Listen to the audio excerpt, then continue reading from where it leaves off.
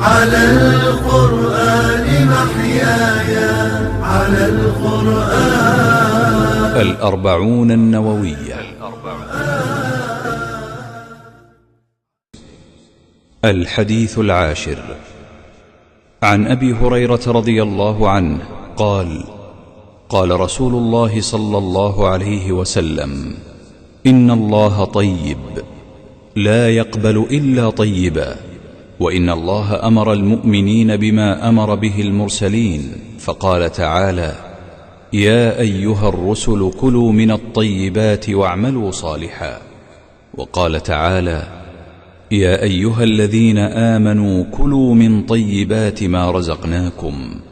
ثم ذكر الرجل يطيل السفر أشعث أغبر يمد يديه إلى السماء: يا رب يا رب، ومطعمه حرام، ومشربه حرام، وملبسه حرام، وغذي بالحرام، فأنى يستجاب له؟ رواه مسلم. على القرآن، على القرآن محياي، على القرآن.